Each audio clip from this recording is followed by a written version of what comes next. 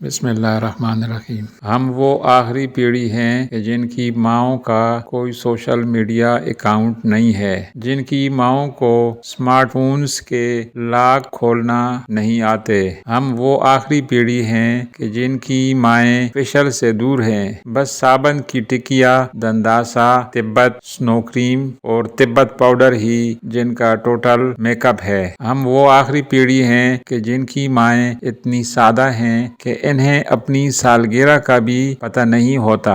ہم وہ آخری پیڑھی ہیں کہ جن کی ماؤں نے صبر شکر کے ساتھ انتہائی کم ضرورتوں میں اپنی زندگی گزار دی ہے۔ ہم وہ آخری پیڑھی ہیں کہ جن کی مائیں انہیں گھر سے رخصت کرتے ہوئے سی یو سون نہیں بلکہ فی امان اللہ کہہ کر اللہ کے حوالے کرتی ہیں، اور چہرہ چادر کی اوٹ میں چھپا کر ہلکا سا دروازے سے باہر سرک کر تب تک دیکھتی رہتی ہیں جب تک بچہ نظروں سے اوجھل نہ ہو۔ ہم وہ آخری پیڑھی ہیں کہ جن کی ماؤں کا لباس شلوار قمیض، ازار، چادر، سینہ بند اور برقعے پر ختم ہو جاتا ہے۔ وہ ٹائٹس، پلازو، کرتی، گھاگھرا، پٹیالہ کچھ بھی نہیں جانتی۔ ہاں، ہم وہ آخری پیڑھی ہیں جن کی مائیں ان کی پیدائش پر چھوٹی چھوٹی تولائیاں سیتی ہیں، چارپائی کے ساتھ جھولا باندھتی ہیں، اور 2.5 سال ہمیں اپنے سینوں سے پلا کر سینے لٹکوا لیتی ہیں۔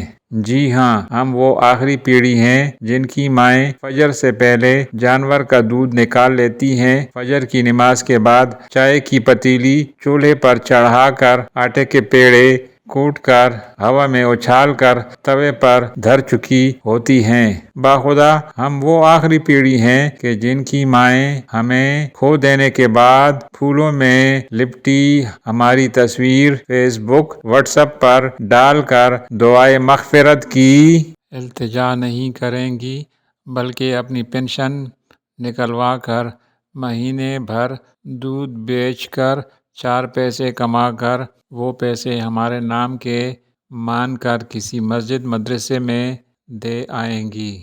اور ہاں، یہ اکیلی کتابوں کی ہی نہیں، ایسی ماؤں کی بھی آخری صدی ہے۔ باخدا ہماری اولادیں اگلی صدی میں ایسی ماؤں کو ترسیں گی، اور تب تک ایسی ساری ماؤں کی ہڈیاں قبر میں چورا چورا ہو چکی ہوں گی۔